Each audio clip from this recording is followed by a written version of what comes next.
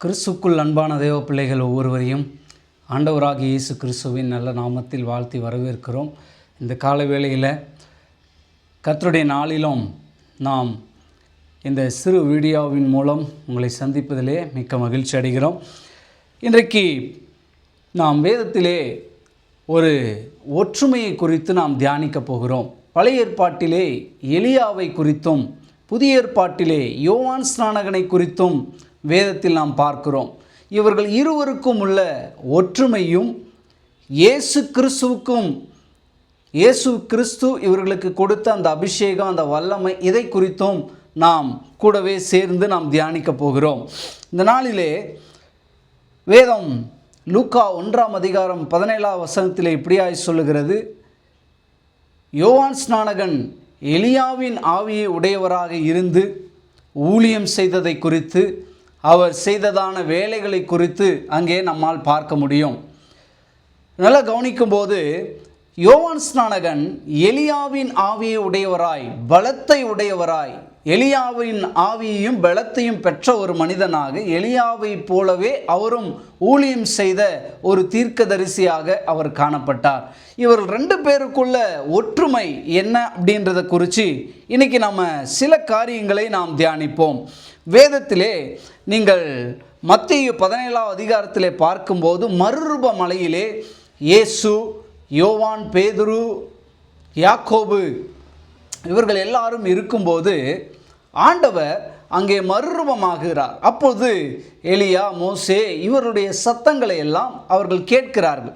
அப்படி கேட்கும்போது தான் ஆண்டவர் இந்த எலியாவினுடைய வாழ்க்கை, எலியாவினுடைய ஆவி யோவான் ஸ்நானகனுக்குள்ளே இருக்கிறதையும், எலியாவினுடைய வல்லமை யோவான் ஸ்நானக்குள்ளே இருக்கிறதையும் இயேசு கிறிஸ்து அங்கே முக்கியப்படுத்தி காண்பிக்கிறாரு.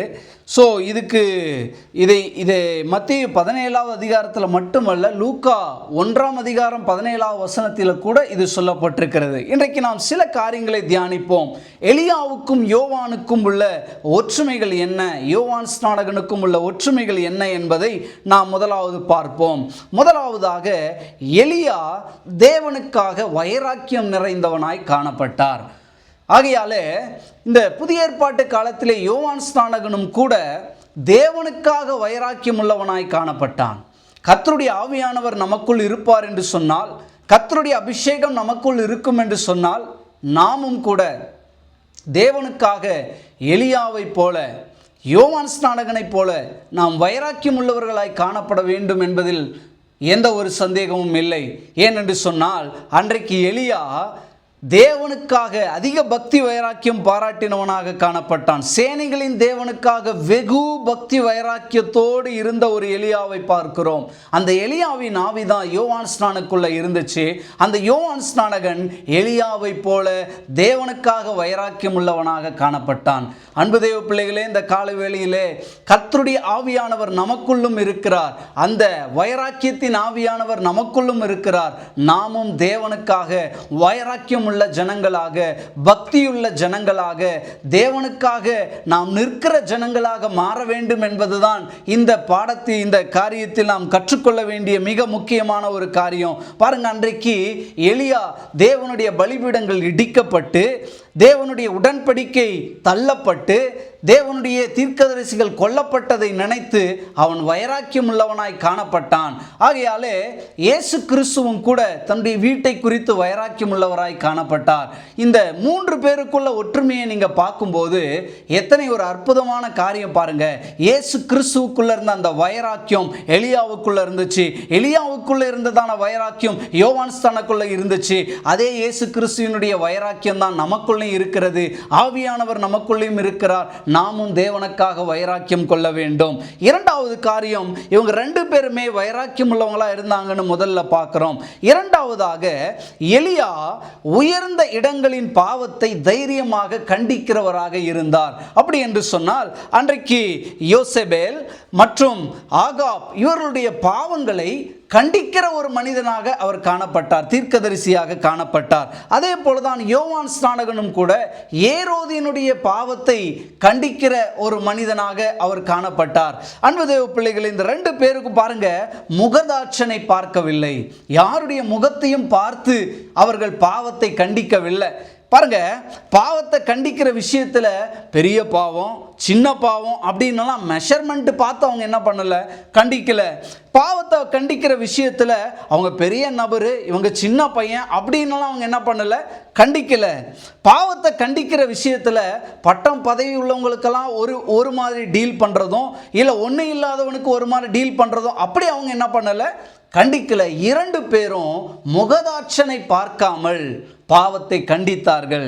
இன்றைக்கு அநேக நேரத்தில் நமக்கு வேண்டியவங்களாக இருந்தால் அவங்க பாவம் செஞ்சால் கூட நம்ம அவங்கள கண்டிக்க மாட்டோம். ஆனால் வேண்டாதவர்களாக இருந்தால் அவர்கள் பாவம் செய்யாவிட்டாலும் கூட நம்ம அவர்களை கண்டிப்பதற்காக என்ன பண்ணுகிறோம், முயற்சிக்கிறோம். ஆனால் ஆண்டவர் இங்கே என்ன தெரியுமா நமக்கு கற்றுக் கொடுக்கிறாரு? அன்றைக்கு எலியா எப்படி உயர்ந்த பட்டம் பதவியில் இருந்த அவர்களை கூட பாவத்தை கண்டித்து அவர்களுக்கு உணர்த்தினவராக இருந்தது போல, அன்றைக்கு யோவான் ஸ்நானகனும் கூட பாவத்தை கண்டித்து உணர்த்துகிற ஒரு மனிதனாக அவரும் காணப்பட்டார். முகதாட்சனை பார்க்கவில்லை. சோ ரெண்டு பேருக்குள்ள ஒற்றுமையை பாருங்க. தைரியமாக கண்டித்தார்கள், தைரியமாக இது பாவம், இது அநீதி, இது தேவனுக்கு பிரியமில்லாத காரியங்கள் என்று சொல்லி சொன்னார்கள். இன்னைக்கு நம்முடைய வாழ்க்கையில் நம்ம அப்படி சொல்கிறோமா? இது பாவம்னா பாவம், இது அநீதினா அநீதி, இது தப்புன்னா தப்பு அப்படின்னு நம்ம சொல்லக்கூடிய ஒரு இடத்திலே நாம் வாழ்வோம் என்று சொன்னால் தேவனுடைய அந்த வைராக்கியமும் தேவனுடைய அந்த ஆவியும் நமக்குள்ளேயும் வாசம் செய்கிறது. மூன்றாவது காரியம் என்ன அப்படின்னா, எலியா பாவிகளையும் உலகத்திற்கு ஒத்த வேஷம் தரித்தவர்களையும் உலகத்திற்கு ஒத்து போகிறவர்களையும் சமரசம் செய்கிறவர்களையும் மனம் திரும்புவதற்காக அழைக்கிற ஒரு மனிதனாக அவர் காணப்பட்டார். பாருங்க, அதே போலதான் புதிய ஏற்பாட்டிலே யோவான் ஸ்நானகனும் கூட பாவத்திலே வாழ்கிறவர்களையும் பாவத்திற்கு ஒத்து போனவர்களையும் பாவத்திற்கு சமரசம் செய்தவர்களையும் பாவத்திலோடு கூட ஒத்த வேஷம் போட்டு கொண்டிருக்கிறவர்களையும் அதே போல யோவான் ஸ்நானகனும் கூட மனம் திரும்புவதற்கு அழைத்தார். அதனால தான் அவர் சொல்லும்போது சொல்றாரு, மனம் திரும்புங்கள், பரலோக ராஜ்யம் சமீபமாக இருக்கிறது. அன்றைக்கு எலியா கூட மனம் திரும்புதலின் செய்தியை பேசினார். பாவத்திலே வாழ்றவங்க, பாவத்தோட ஒத்து போயிருக்கிறவங்க, இல்லை உலகத்திற்கு ஒத்த வேஷம் போட்டுட்டு வாழ்றவங்க, இவங்க எல்லாத்தையும் மனம் திரும்புவதற்காக அன்றைக்கு எலியா அழைத்தாரு.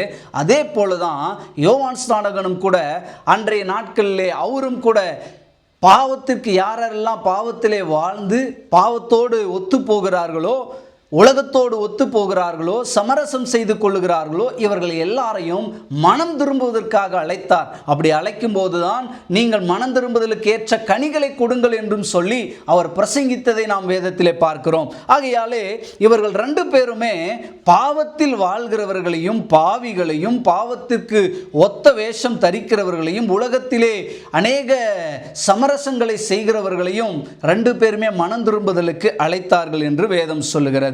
அப்போ ஒவ்வொரு ஆதி அப்போஸ்தலர்களும் கூட மனம் திரும்புதலை குறித்து பிரசங்கம் பண்ணினார்கள். எந்த பிரசங்கத்தில் மனம் திரும்புதலை குறித்து பிரசங்கம் பண்ணலையோ அந்த பிரசங்கம் ஆதி அப்போஸ்தல காலத்திலே அவர்கள் செய்யப்பட்ட பிரசங்கத்தை நம்ம மிஸ் பண்றோம் அப்படின்னு தான் அர்த்தம். நான்காவது காரியம் என்ன அப்படின்னா, இந்த எலியாவினுடைய வாழ்க்கையிலும் யோவான் ஸ்நானகனுடைய வாழ்க்கையிலும் எலியா தனது ஊழியத்தில் திரளான மக்களை தேவனிடத்திலே திருப்புகிறவனாக காணப்பட்டார்.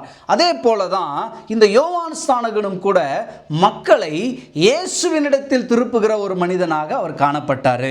இந்த காலை வேளையில் இதை கேட்டுக்கொண்டிருக்கிற நீங்களும் நானும் கூட தேவனுடைய ஊழியத்தை செய்கிறவர்களாக இருக்கலாம், சபை விசுவாசிகளாக இருக்கலாம், நீங்கள் யாரை வேணுனாலும் இருங்க.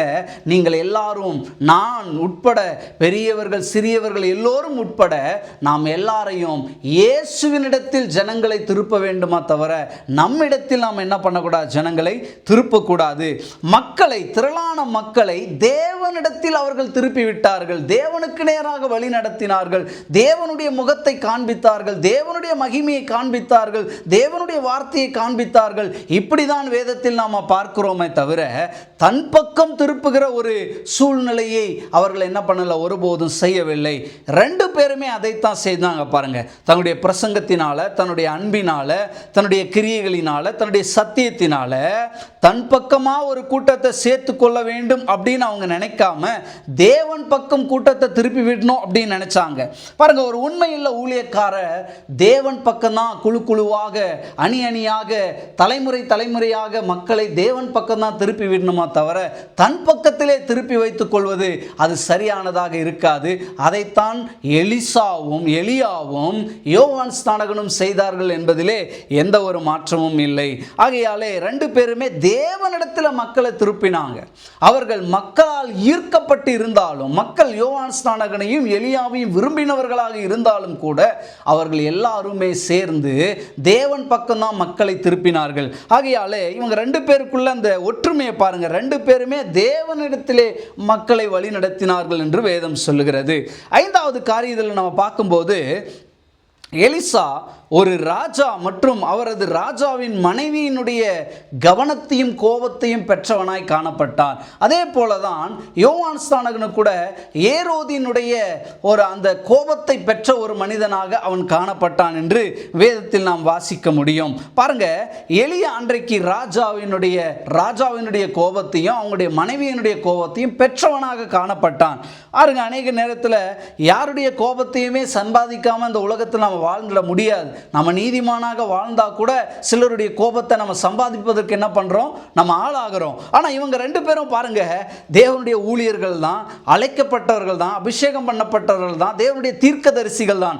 ஆனால் இவர்களும் கூட அந்த நாட்களிலே வாழ்ந்த ராஜாவினுடைய கோபத்தையும் ராணியினுடைய கோபத்தையும் இவங்க என்ன பண்ணாங்க, பெற்றுக்கொண்டார்கள். அநீதியின் நிமித்தம் அல்ல, நீதியின் நிமித்தம். அதைத்தான் பவுல் சொல்லும்போது, சத்தியத்தை சொன்னதுனால நான் சத்துருவாயிட்டுனா என் மேல நீங்க கோபப்படுறீங்களா அப்படின்னு சொல்லி என்ன பண்றாரு, புத்திமதிகளை சொல்லுகிறதை நாம் பார்க்கிறோம். பாருங்க, எந்த அளவுல யோவான் ஸ்நானகனும் எலியாவும் கோபப்படுத்தப்பட்டாங்க அப்படின்னா, எலியாவும் யோவான் ஸ்நானகனும் எந்த அளவில் அவங்ககிட்ட கோபத்தை பெற்றுக்கொண்டாங்க அப்படின்னு சொன்னால், கொலை பண்ணுற அளவில் அந்த கோபம் என்ன பண்ணுச்சு, போச்சு.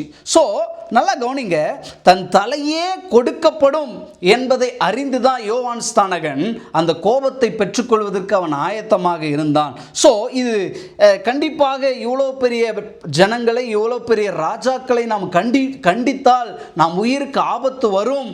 இதை சொன்னால் அவர்கள் ஏற்றுக்கொள்ள மாட்டார்கள். இதில் தோல்வியில தான் முடியும், இது மரணத்தில் தான் முடியும், என் வாழ்க்கைக்கு இது ஒரு முற்றுப்புள்ளி வைக்க போகுது அப்படின்றது அறிந்திருந்தாலும் கூட இரண்டு பேரும் அந்த கோபத்தை பெற்றுக்கொள்வதற்கு, அதாவது சத்தியத்தை சொன்னதை நிமித்தம் கோபித்துக் கொள்வதற்கும் கோபத்தை பெற்றுக்கொள்வதற்கும் எரிச்சலை பெற்றுக்கொள்வதற்கும் அவர்கள் ஆயத்தம் உள்ளவர்களாக ரெண்டு பேரும் காணப்பட்டாங்க. அடுத்த ஒரு காரியம், ஆறாவது காரியத்தை நம்ம பார்க்கும்போது, எலியாவும் யோவான் ஸ்நானகனை குறித்து ரெண்டு பேருக்குள்ள வித்தியாசம் என்ன தெரியுங்களா? எலியா ஒரு கண்டிப்பான மனுஷனாய் காணப்பட்டாரு. யோவான் ஸ்நானகனும் கூட ஒரு கண்டிப்பான மனுஷனாக அவர் இருந்தார். தனக்கென்று ஒரு கட்டுப்பாடை வைத்துக்கொண்டு, தனக்கென்று ஒரு ஒழுங்கை வைத்துக்கொண்டு, தனக்கென்று ஒரு வாழ்க்கை முறையை வைத்துக்கொண்டு அவர்கள் வாழ்ந்தார்கள். அவர்களுக்கென்று ஒரு பவுண்டரியை வச்சிருந்தாங்க. கட்டுப்பாடு இல்லாமல் அவங்க என்ன பண்ணலை, பேசலை. கட்டுப்பாடு இல்லாமல் சுத்தலை. கட்டுப்பாடு இல்லாமல் அவங்க வாழ்க்கையை நடத்தலை. அப்படின்னா எலியாவும் தீர்க்கதரிசியும் யோவான் ஸ்நானகன் தீர்க்கதரிசியும் இரண்டு பேரும் வாழ்க்கையில் ஒரு கட்டுப்பாட்டோட, ஒரு கண்ணியத்தோடு அவர்கள் வாழ்ந்தார்கள் என்பதிலே எந்த சந்தேகமும் இல்லை. ஆகையால் எலிசாவும் யோவான் ஸ்நானகனும் இரண்டு பேரும் சேர்ந்து தேவனுடைய அந்த கட்டுப்பாட்டுக்குள் அவர்கள் இருந்தார்கள். தங்களையும் கட்டுப்பாட்டுக்குள் வைத்து கொண்டார்கள். அடுத்து ஏழாவது காரியம் என்ன தெரியுங்களா? கடைசி காரியம், எலியா வனாந்தரத்திலே ஓடி போய் ஒளிந்து கொண்டார். யோவான் ஸ்நானகன் அங்கேயே வாழ்ந்தான். ரெண்டு பேருமே வனாந்தரத்தில் தான் இருந்தாங்க பாருங்க. ரெண்டு பேருமே அவங்களுடைய வாழ்க்கை வனாந்தரமான இடம்தான். எளிமையான இடம், எளிமையான உடை, எளிமையான உணவு, இது ரெண்டு பேருடைய வாழ்க்கையில் இருந்துச்சு. ஆனால் அந்த மூன்றையும் குறித்து ரெண்டு பேரும் கவலைப்படவே இல்லை. அப்போது நம்முடைய வாழ்க்கையில் சில நேரத்தில் வனாந்தரமான பாதைகளை நாம் சந்திக்கும் போது எலியாவும் யோவான் ஸ்நானகனும் நமக்கு ஞாபகம் வரட்டும். கூடவே இயேசு கிறிஸ்துவும் நமக்கு ஞாபகம் வரட்டும். அங்கே அவர்கள் என்ன செய்தார்கள் அப்படி என்றால், ரெண்டு பேருக்கும் வனாந்தரத்தின் அனுபவம் இருந்துச்சு. ரெண்டு பேரும் வனாந்தரத்தில் கொண்டு போகப்பட்டாங்க. பாருங்க, எலியா வனாந்தரத்திலே தேவனுடைய சத்தத்தை கேட்டார். ஆனால் யோவான் ஸ்நானகனோ வனாந்தரத்தில் இடத்துல தேவனுடைய சத்தமாகவே இருந்தான். ஸோ இவங்க 2 பேருடைய வாழ்க்கையிலும் பார்க்கும்போது அந்த வனாந்தர அனுபவமும் பார்க்கும்போது ஆண்டவருக்குள்ள இவங்களுக்குள்ள இருந்த அந்த ஒற்றுமையை, அந்த ஆவியையும், எலியாவினுடைய ஆவியையும் பலத்தை உடையவனமாக இருந்தான் என்பதற்கு இது ஒரு அடையாளமாக இருக்கிறது. ஆகவே நம்முடைய வாழ்க்கையிலும் கூட நாமளும் செய்ய வேண்டியது என்னன்னா, தேவனுடைய ஆவியை உடையவர்களாக இருக்கிற நாம அவரை போலவே நாமளும் செயல்பட வேண்டும். 8வது ஒரு காரியத்தையும் பார்ப்போம். எலியா ஒரு ஊழல் நிறைந்த காலத்தில் வாழ்ந்தான். தோல்வி அடைந்த ஆவிக்குரிய வாழ்க்கையை மீட்டெடுக்க பயன்படுத்தப்பட்டான். அப்படி என்றால் இந்த யோவான் ஸ்நானகனும் கூட அப்படியே தான் வாழ்ந்தார். தோல்வி அடைந்த, அதாவது ஊழல் நிறைந்த ஒரு காலகட்டத்தில் ஆவிக்குரிய வாழ்க்கையில் எல்லா ஜனங்களும் விழுந்து போன ஒரு சூழ்நிலை தான் இந்த யோவான் ஸ்நானகனும் ஊழியம் செய்தார். அப்படிப்பட்டவர்களை தேவன் பக்கம் திருப்பி தேவனிடத்திலே மீட்டு தேவனிடத்திலே கொண்டு வந்து நிறுத்துகிற ஒரு மனிதர்களாக, மீட்டெடுக்கிற ஒரு மனிதர்களாக 2 பேருமே காணப்பட்டாங்க.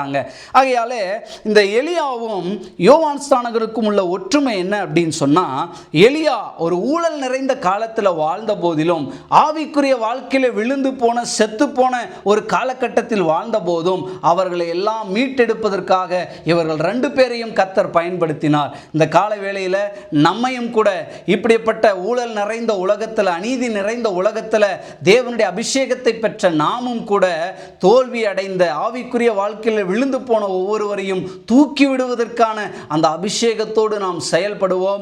எலியாவின் தேவன் நம்முடைய தேவன், யோவான் ஸ்நானகனின் தேவன் நம்முடைய தேவன், நமக்குள்ளே அவருடைய ஆவி இருக்கிறது. ஆகையால் நாமும் அவருடைய அபிஷேகத்தை பெற்ற நாமும் அவரை போலவே நாம் செயல்படுவோம். எப்படி எலியாவினுடைய அபிஷேகத்தை பெற்ற யோவான் ஸ்நானகன், ஆவியை பெற்ற அவன் எப்படி எலியாவை போல செயல்பட்டானோ, அதுபோல இயேசு கிறிஸ்துவின் ஆவியை பெற்ற அபிஷேகத்தை பெற்ற நாமும் அவரை போல செயல்படுவோம், அவரை போல வாழுவோம். ஒரு சிறிய ஜபத்தின் மூலம் நாம் இதை நிறைவடைய செய்வோம். அன்பின் பரலோக பிதாவே, இந்த காலை வேளையிலே ஆண்டவரே, எங்களுடைய வாழ்க்கையிலே ஆண்டவரே நீர் எங்களுக்குள் இருக்கிறீர். உம்முடைய அபிஷேகம், உம்முடைய வல்லமை, கிருபை எங்களுக்கு கொடுக்கப்பட்டிருக்கிறது. நாங்களும் உம்மை போலவே வாழ்வதற்கு எங்கள் ஒவ்வொருவருக்கும் இங்கே கிருபை தர வேண்டுமாக ஜெபிக்கிறோம். உம்மை போலவே நாங்களும் ஆண்டவரே அப்பா வாழ்ந்து அநேகரை மீட்டெடுப்பதற்கும், அநேகரை தூக்கி விடுவதற்கும், அநேக ஆவிக்குரிய வீழ்ச்சியில் இருக்கிறவர்களை நாங்கள் ஆவிக்குரிய எழுச்சிக்கு நேராய் கொண்டு செல்வதற்கும் எங்களையும் கர்த்தர் பயன்படுத்துவீராக. ஆசீர்வதியும் ஆண்டவரே. இந்த எலியாவுக்கும் யோவான் ஸ்நானகனுக்கும் உள்ள இந்த ஒற்றுமையை நாங்கள் இன்று தியானித்து எங்களுடைய வாழ்க்கையிலும் நாங்களும் இயேசு கிறிஸ்துவை போல மாற வேண்டும் என்பதற்கான தீர்மானத்தோடு வாழ எங்கள் ஒவ்வொருவருக்கும் கிருபை தாரும். ஆசீர்வதியும். இயேசுவின் நல்ல நாமத்தில் வேண்டிக் கொள்கிறோம் பிதாவே. ஆமென், ஆமென். தேவன் நம்ம எல்லாரையும் ஆசீர்வதிப்பாராக.